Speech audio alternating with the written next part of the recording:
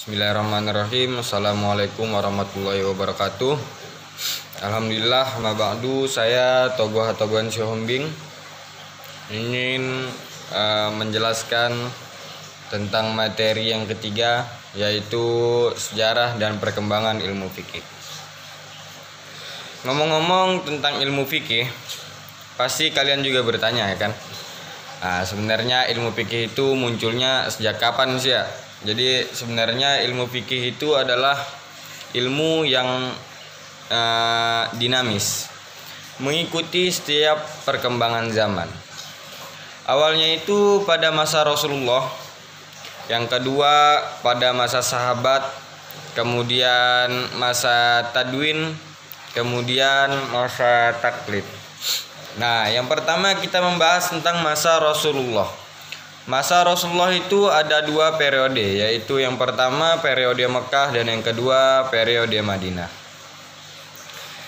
Ketika di Mekah itu, kan Rasulullah berdakwah selama kurang lebih 12 tahun.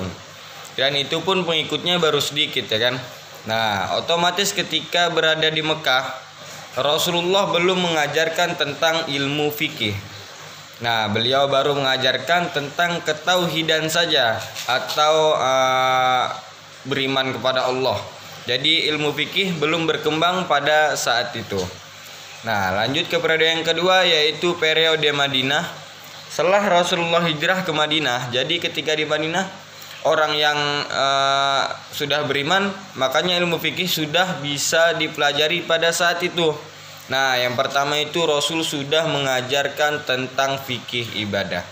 Nah, bagaimana cara beribadah itu, cara sholat, cara puasa, itu sudah diajarkan oleh Rasulullah. Nah, kemudian juga tentang pernikahan. Selanjutnya itu tentang talak, wasiat, jual beli, sewa menyewa, hutang piutang, dan transaksi. Itu semua sudah mulai diajarkan oleh Rasulullah. Nah, demikian juga dengan hubungan pemeliharaan keamanan dalam masyarakat. Contoh tentang kriminal.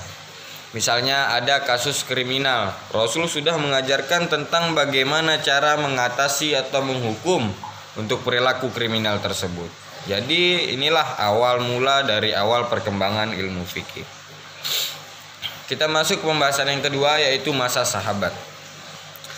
Setelah Rasulullah wafat, maka dilanjutkan oleh para sahabat. Jadi pada saat itu kaum muslimin kan sudah memiliki rujukan kan, yaitu Al-Quran dan Al-Sunnah, sunnah yang ditinggalkan oleh Rasulullah.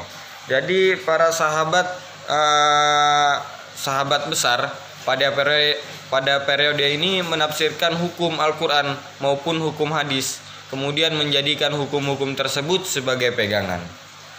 Nah, lanjut ke pembahasan yang ketiga, yaitu masa tadwin. Ini adalah masa keemasan Islam, karena saat itu hukum Islam sudah berkembang sangat pesat. Pada masa ini juga muncul mazhab-mazhab yang bahkan sampai sekarang masih diikuti. Ada 4 mazhab besar yang muncul saat itu. Yang pertama seperti yang kita ketahui adalah yang pertama Imam Abu Hanifah. Nah, yang kedua Imam Malik, yang ketiga Imam Syafi'i, dan yang keempat Imam Hambali. Lanjut ke masa yang keempat, yaitu masa taklid. Apa sih yang dimaksud dengan masa taklid? Nah, yang dimaksud dengan masa taklid adalah masa ketika semangat atau himlah para ulama untuk melakukan ijtihad ini mulai melemah. Kenapa kok bisa mulai melemah gitu?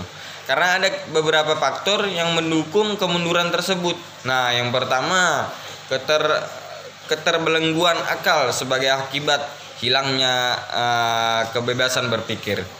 Jadi mereka udah kayak merasa terbelenggu, akalnya sudah terbelenggu. Jadi tidak ada kebebasan berpikir untuk mengembangkan ilmu pengetahuan itu, tidak ada lagi.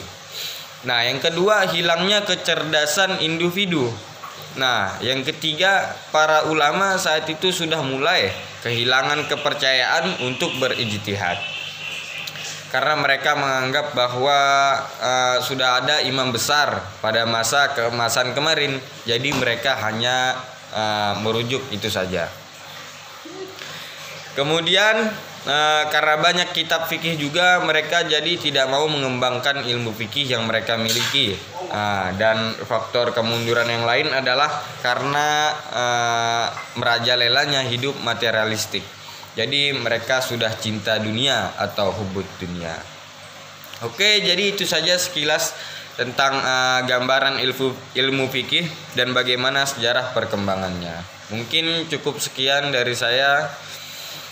Kurang lebihnya mohon maaf. Assalamualaikum warahmatullahi wabarakatuh.